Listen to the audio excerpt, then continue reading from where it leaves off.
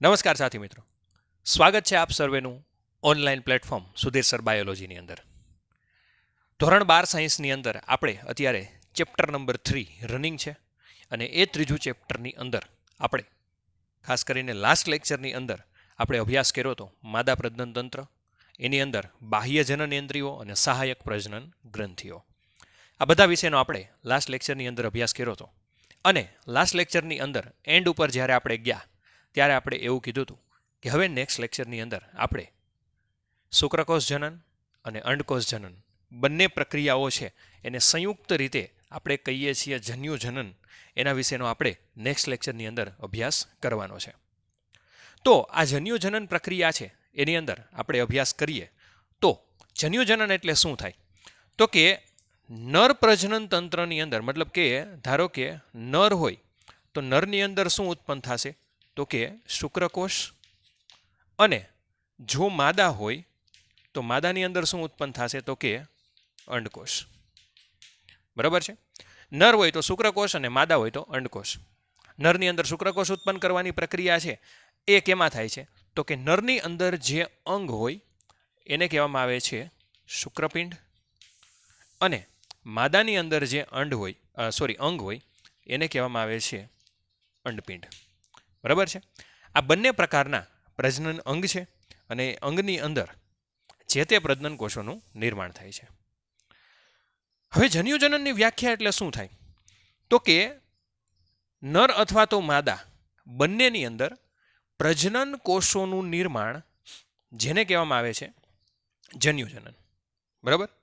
હવે જન્યુજનનની અંદર શુક્રકોષ અને અંડકોષનું નિર્માણ થાય. એમાં આજના દિવસે આપણે શુક્રકોષ કે જે શુક્રપિંડની અંદર ઉત્પન્ન થાય છે, બરાબર છે, એ પ્રક્રિયા છે એને કહેવામાં આવે છે શુક્રકોષ જનનની પ્રક્રિયા. કઈ પ્રક્રિયા કહેવામાં આવે છે? શુક્રકોષ જનનની પ્રક્રિયા. આવતીકાલે આપણે ભણશું અંડકોષ જનનની પ્રક્રિયા. હવે શુક્રકોષ જનનની પ્રક્રિયાની અંદર 2 તબક્કાઓનો સમાવેશ થાય છે. એમાંથી પહેલું છે એને કહેવામાં આવે છે શુક્રકોષનું નિર્માણ અને બીજું છે એ પ્રક્રિયા છે એને કહેવામાં આવે છે શુક્ર કાયાંતરણ. 2 તબક્કાઓ છે. ડાયરેક્ટ શુક્રકોષનું નિર્માણ થતું નથી. સૌથી પહેલા પ્રશુક્રકોષનું નિર્માણ થાય અને ત્યારબાદ એ પ્રશુક્રકોષ આવા શુક્રકોષની અંદર કન્વર્ટ થાય. એને કહેવામાં આવે છે શુક્ર કાયાંતરણની પ્રક્રિયા. હવે આપણે જોઈએ કે પ્રશુક્રકોષનું નિર્માણ ક્યાંથી થાય? તો શુક્રકોષની અંદર એક વિશિષ્ટ પ્રકારની નલિકા હોય જેને કહેવામાં આવે છે શુક્રોત્પાદક નલિકા. કઈ નલિકા કહેવાય? શુક્રોત્પાદક નલિકા. આ શુક્રોત્પાદક નલિકાની આકૃતિ આપણે ફર્સ્ટ લેક્ચરની અંદર ડ્રો કરી હતી, એટલે મેં એ આકૃતિ આની અંદર ડ્રો કરી નથી. બરાબર? ફર્સ્ટ લેક્ચરની અંદર આપણે ડ્રો કરી હતી, તમે બુકની અંદર તમે જોઈ શકો છો. એટલે શુક્રકોષ છે એ શુક્રોત્પાદક નલિકાની અંદરની દિવાલમાં આવેલા એને કહેવામાં આવે છે આદિ શુક્રકોષ અથવા તો અપરિપક્વ જનનકોષ. આદિ શુક્રકોષ અથવા તો અપરિપક્વ જનનકોષ એમાંથી ઉત્પન્ન થાય છે. હવે કઈ રીતે? તો આપણે અહીંયા એક ચાર્ટ ડ્રો કરવાનો છે કે સૌથી પહેલા તો ધારો કે આ છે ને એક આદિ શુક્રકોષ છે. બરાબર છે? અહીંયા હું લખું છું આદિ શુક્રકોષ. બરાબર છે? હવે આ આદિ શુક્રકોષ છે ને એની પ્લોઇડી કેટલી છે? તો કે 2n. મતલબ એની અંદર રંગસૂત્ર કેટલા હશે? તો કે 46, એટલે 46. હવે એ આદિ શુક્રકોષ શું કરશે? તો કે સમસૂત્રી ભાજનથી વિભાજન પામશે. કઈ પ્રક્રિયાથી વિભાજન પામશે? તો કે સમસૂત્રી ભાજન. સમસૂત્રી ભાજન એટલે યાદ કરો સમવિભાજનની પ્રક્રિયા. હવે હંમેશા સમવિભાજનની પ્રક્રિયા જ્યારે થતી હોય ત્યારે એક કોષ પિતૃકોષ છે એ પોતાના જેવા જ આઈડેન્ટિકલ, મતલબ પોતાના જેવા કોપી ટુ કોપી બાળકોષોનું નિર્માણ કરે. તો પરિણામે આદિ શુક્રકોષ છે એની અંદર રંગસૂત્રની સંખ્યા 46 છે. એ પોતે સમવિભાજનની પ્રક્રિયા કરશે, પરિણામે 2 શું ઉત્પન્ન કરશે તો કે પ્રાથમિક પૂર્વ શુક્રકોષ. શું ઉત્પન્ન કરશે તો કે પ્રાથમિક પૂર્વ શુક્રકોષ. એટલે અહીં લખું છું પ્રાથમિક પૂર્વ શુક્રકોષ. સ્વાભાવિક છે કે સમવિભાજનની પ્રક્રિયા થઈ. આ બંને વચ્ચે જે વિભાજન થયું એ કયું થયું તો અહીંયા લખવાનું સમવિભાજન અથવા તો સમસૂત્રી ભાજન. બરોબર છે. તો અહીંયા રંગસૂત્રની સંખ્યા 46 હતી, તો પ્રાથમિક પૂર્વ શુક્રકોષની અંદર રંગસૂત્રની સંખ્યા પણ કેટલી છે 46, અને અહીંયા એની પ્લોઇડી કેટલી છે તો કે 2n. બરાબર છે. હવે ચેન્જ આવે છે. હવે શું થશે તો કે પ્રાથમિક પૂર્વ શુક્રકોષ છે ને એ પોતે અર્ધસૂત્રી ભાજનની પ્રક્રિયાથી વિભાજન પામશે. કઈ પ્રક્રિયાથી તો કે અર્ધસૂત્રી ભાજન. પરિણામે અહીંયા જે બનશે એને કહેવામાં આવે છે દ્વિતીય પૂર્વ શુક્રકોષ. શું કહેવામાં આવે છે તો કે દ્વિતીય પૂર્વ શુક્રકોષ. બરાબર છે. હવે અહીંયા જે વિભાજન થયું, આ વિભાજન કયું થયું તો કે અર્ધીકરણની પ્રક્રિયા. કઈ થઈ? અર્ધીકરણ. તો સ્વાભાવિક છે જ્યારે અર્ધીકરણની પ્રક્રિયા થાય તો અહીંયા જે 2n હતું એ અહીંયા શું થઈ જશે n, મતલબ દ્વિકીય કેવું થયું તો કે એકકીય. તો દ્વિતીય પૂર્વ શુક્રકોષ છે એ અર્ધીકરણથી વિભાજન પામ્યું, તો 46 રંગસૂત્ર હતા તો અહીંયા કેટલા થઈ જશે તો કે 23 રંગસૂત્ર. કેટલા થશે? 23. પછી શું થાય છે તો કે આ જ દ્વિતીય પૂર્વ શુક્રકોષ ફરીથી પાછું અર્ધીકરણની પ્રક્રિયા કરશે. બરાબર છે. આ બંને પોતે અર્ધીકરણની પ્રક્રિયા કરશે. પરિણામે શું થશે તો કે પાછા જે કોષોનું નિર્માણ થશે એને આપણે કહીએ છીએ પ્રશુક્રકોષ. એટલે અહીંયા જે બનશે એને આપણે શું કહીએ છીએ તો કે પ્રશુક્રકોષ. બરાબર. હવે અહીંયા જે અર્ધીકરણ છે એ કેટલામું હતું તો કે પ્રથમ અર્ધીકરણ હતું. તો અહીંયા જે અર્ધીકરણ આવશે એ કયું આવશે તો કે દ્વિતીય અર્ધીકરણ. કેટલામું આવશે? દ્વિતીય અર્ધીકરણ. આગળ અહીંયા 23 રંગસૂત્ર હતા, અહીંયા n છે તો અહીંયા n/2 નહીં આવે. પ્રશુક્રકોષની પ્લોઇડી પણ કેવી હોય છે તો કે n જ હશે, અને દરેકની અંદર રંગસૂત્રની સંખ્યા પણ કેટલી હશે તો કે 23 જ હશે. સમજાણું આખું? એટલે આ વસ્તુ એક ખાસ યાદ રાખવી કે પ્રશુક્રકોષ છે એની અંદર જે પ્લોઇડી છે એ કેટલી હશે તો કે 23. હવે આ પ્રશુક્રકોષ છે ને હજી આવા નથી બન્યા, એ હજી પ્રશુક્રકોષ છે. તો એને આવા શુક્રકોષની અંદર રૂપાંતરણ થવું હોય તો એને એક વિશિષ્ટ પ્રકારની પ્રક્રિયામાંથી પસાર થવું પડે, અને એ પ્રક્રિયા છે ને એનાથી આ પ્રશુક્રકોષ છે એ કેમાં કન્વર્ટ થઈ જાય તો કે શુક્રકોષની અંદર. પણ એ પ્રક્રિયા છે ને એને જ કહેવામાં આવે છે શુક્રકાયાંતરણ. મતલબ કે પ્રશુક્રકોષમાંથી શુક્રકોષના નિર્માણની જે પ્રક્રિયા છે એને કહેવાય શુક્રકાયાંતરણની પ્રક્રિયા. આપણે જોઈએ વિસ્તૃતની અંદર, પણ ફરીથી એક વખત જેને ન સમજાણો હોય એને આ ટેબલ. સૌથી પહેલા આદિ શુક્રકોષ કે જે શુક્રોત્પાદક નલિકાની અંદર આવેલા છે, બરાબર છે, એ સમવિભાજનની પ્રક્રિયા કરશે અને પ્રાથમિક પૂર્વ શુક્રકોષ બનાવશે. સમવિભાજન છે એટલે બંનેની અંદર રંગસૂત્રની સંખ્યા પિતૃકોષ જેટલી એટલે 46 જ હશે. પછી પ્રાથમિક પૂર્વ શુક્રકોષ છે એ કયું અર્ધીકરણ કરશે તો કે પ્રથમ અર્ધીકરણ. પરિણામે જે બનશે એને કહેવાય દ્વિતીય શુક્રકોષ, દ્વિતીય પૂર્વ શુક્રકોષ. હવે અહીંયા અર્ધીકરણ આવ્યું છે એટલે આ 46ની બદલે કેવા થઈ જશે તો કે 23. બરાબર. એ 2n ની બદલે શું થઈ જશે તો કે n. ત્રીજું, દ્વિતીય પૂર્વ શુક્રકોષ છે એ દ્વિતીય અર્ધીકરણની પ્રક્રિયાથી શું બનાવશે તો કે પ્રશુક્રકોષ. પ્લોઇડી એની જ રહેશે, અને એ પ્રશુક્રકોષ શુક્રકોષની અંદર રૂપાંતરણ થવાની જે પ્રક્રિયા છે એને કહેવાય શુક્રકાયાંતરણ. હવે આપણને પ્રશ્ન સહેજે એવો થાય કે આ સમગ્ર પ્રક્રિયા છે, બરાબર છે, એ ક્યારે જોવા મળે? તો આ જે સમગ્ર પ્રક્રિયા છે ને કોઈ પણ સજીવની અંદર, મતલબ કે જે પ્રજનનની પ્રક્રિયા મતલબ કે સસ્તન વર્ગની અંદર, ખાસ કરીને મનુષ્યની અંદર આ પ્રક્રિયા છે ને ક્યારે જોવા મળશે? તો કે યૌન આરંભ સમયે. બરાબર, મતલબ કે જનરલી વ્યક્તિ પુખ્ત વયનો થાય ત્યારે એની અંદર શુક્રકોષ જનનની પ્રક્રિયા જોવા મળે છે. અને આ સમગ્ર પ્રક્રિયા માટે મુખ્યત્વે બે અલગ અલગ પ્રકારના અંતઃસ્રાવ, આમ તો એક જ છે, એને આપણે યાદ કરીએ GnRH. આ અંતઃસ્રાવ છે. આપણે 11મા ધોરણની અંદર અભ્યાસ કર્યો હતો 22મા ચેપ્ટરની અંદર. GnRH એટલે શું થાય? તો કે ગોનેડોટ્રોપિન રિલીઝિંગ હોર્મોન. હવે આ અંતઃસ્રાવ પાછો કેવો છે? તો કે આ અંતઃસ્રાવ છે ને એ હાઇપોથેલેમિક અંતઃસ્રાવ છે. કેવો અંતઃસ્રાવ છે? હાઇપોથેલેમિક. મતલબ કે જે હાઇપોથેલેમસમાંથી તે અંતઃસ્રાવનો સ્ત્રાવ થાય છે. અને થોડુંક તમને યાદ હોય તો આ અંતઃસ્રાવ છે ને બે અલગ અલગ પ્રકારના અંતઃસ્રાવોનો સમૂહ છે. એમાં એક આવશે FSH અને બીજું આવશે LH.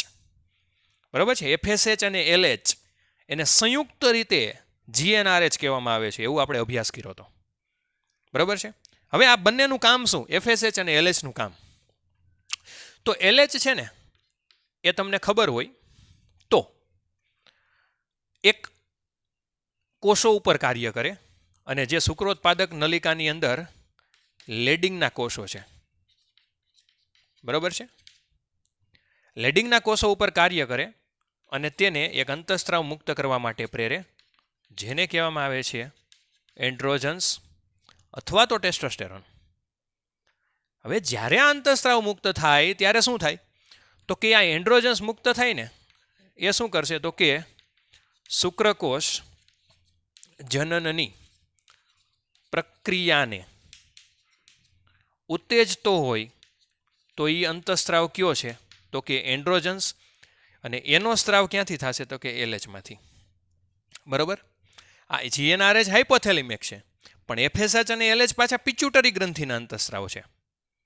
બરાબર? એ આપણે અભ્યાસ કર્યો તો એના વિશે વિસ્તૃતમાં હું તમને અત્યારે કહેતો નથી. આગળ જોઈએ FSHનું કામ શું? તો FSHનું પૂરું નામ થાય ફોલિકલ સ્ટિમ્યુલેટિંગ હોર્મોન, LHનું લ્યુટિનાઇઝિંગ હોર્મોન. FSH શું કરશે? તો કે તે સર્ટોલી કોષો ઉપર કાર્ય કરશે અને શુક્રકોષને જે પોષણ માટેના ઉત્સેચકો છે, મતલબ કે પોષણ મળી શકે એવા ઉત્સેચકો છે, એનો સ્ત્રાવ કરશે. એટલે શુક્રકોષો છે એને પોષણ મળી શકે. પછી તમને એવું લખ્યું છે કે આ બંને અંતઃસ્રાવોનો સ્ત્રાવ થાય એટલે શુક્રકોષોનો અગ્રભાગ એટલે શીર્ષનો ભાગ છે ને સર્ટોલી કોષની અંદર અંતઃસ્થાપિત થાય. મતલબ સર્ટોલી કોષો છે, આપણે જોયું હતું કે આ રીતે આપણે શુક્રોત્પાદક નલિકાઓ દોરી હતી, તેમાં શુક્રકોષો છે ને એ સર્ટોલી કોષો છે ને એની અંદર આખા સ્થાન પામ્યા હતા આ રીતે. શું કામ? તો કે સર્ટોલી કોષો છે એની અંદર જ આ શુક્રકોષને પોષણ માટે, મતલબ કે આ શુક્રકોષ છે એને પોષણ માટે જે ઉત્સેચકની જરૂર પડે એ ઉત્સેચક ક્યાં મળે છે? તો કે સર્ટોલી કોષોની અંદર. બરાબર છે? એટલે એ વસ્તુ ખાસ યાદ રાખવી.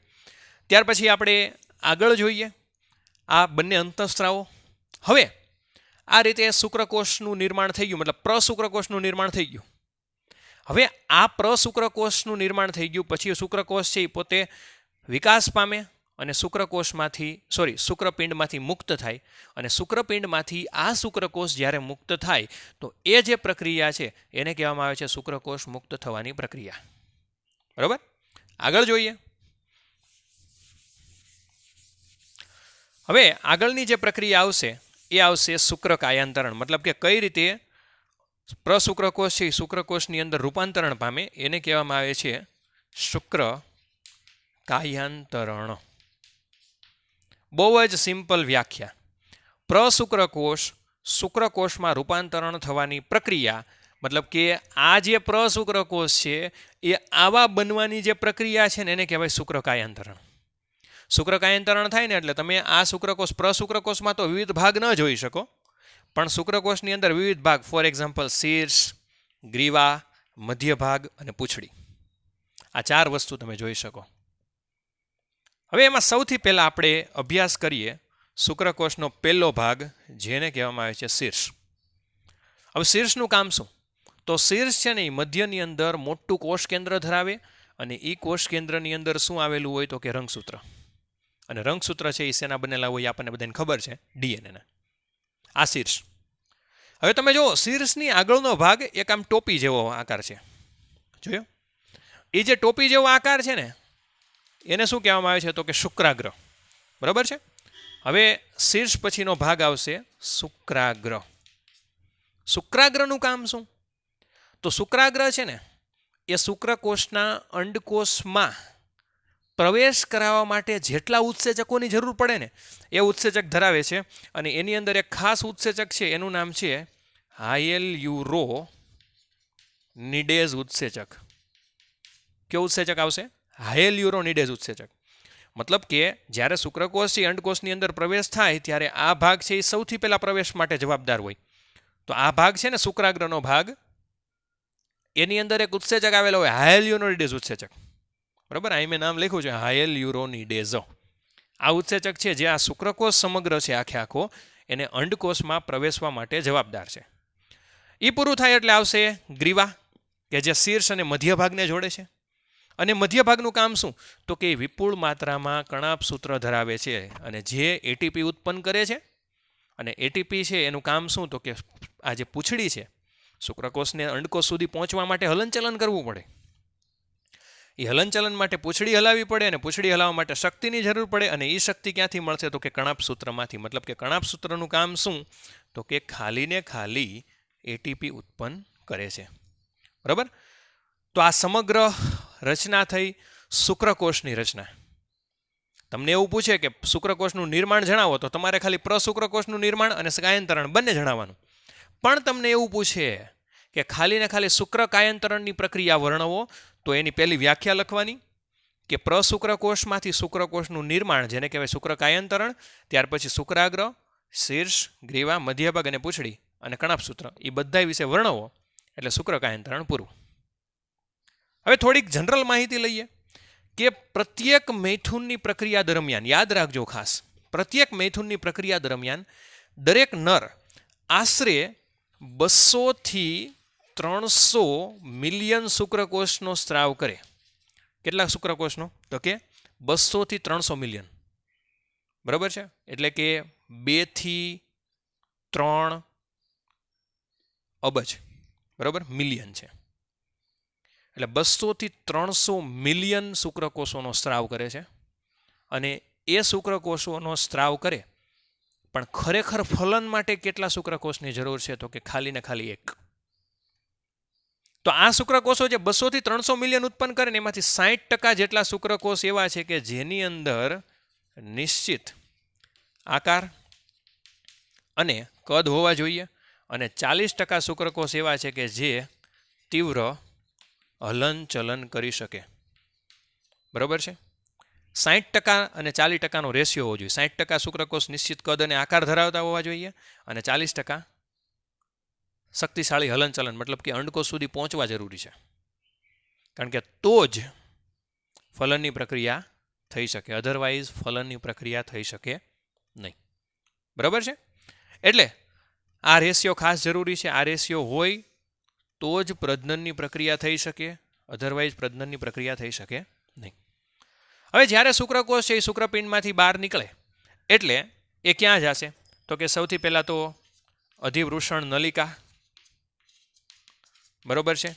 ત્યાર પછી શુક્રવાહિની, ત્યાર પછી શુક્રાશય, ત્યાર પછી પ્રોસ્ટેટ ગ્રંથિ, ત્યાર પછી બલ્બોયુરેથલ ગ્રંથિ, અલગ અલગ પ્રકારની ગ્રંથિ એમાંથી પસાર થાય અને વિવિધ ગ્રંથિનો સ્ત્રાવ શુક્રકોષની અંદર મિક્સઅપ થાય અને પરિણામે જે બને એને કહેવાય વીર્ય અથવા તો સિમેન. તો આ સમગ્ર પ્રક્રિયા થઈ શુક્રકોષ જનનની પ્રક્રિયા. ખાસ આ એક જે ચાર્ટ છે એ યાદ રાખજો અને આ આકૃતિ પણ ડ્રો કરવાની અને આ ચાર્ટ ડ્રો કરવાનો છે. તમને ટેક્સ્ટ બુકની અંદર એ ચાર્ટ આ પ્રશ્નનો પૂરો થાય ન્યાય આપ્યો છે, પણ આપણને ખાલી શુક્રકોષ જનનની પ્રક્રિયા પૂછે તો આ ચાર્ટ તમારે ડ્રો કરવાનો થશે. અંડકોષ જનનની પ્રક્રિયા કમ્બાઇન્ડ ટોપિક જ છે, પણ તે આપણે નેક્સ્ટ લેક્ચરની અંદર અભ્યાસ કરશું. આમ જોવા જાવ તો શુક્રકોષ જનનની સાથે અંડકોષ જનનની પ્રક્રિયા મળતી આવે છે અને આમ જોવા જાવ તો થોડી ઘણી અલગ પણ પડે છે. હવે કઈ રીતે મળતી આવે છે અને કઈ રીતે અલગ પડે છે એના વિશે આપણે નેક્સ્ટ લેક્ચરની અંદર અભ્યાસ કરશું. તમારે સ્ક્રીનશોટ પાડવો હોય આ ચાર્ટનો અને આકૃતિનો તો પાડી શકો છો.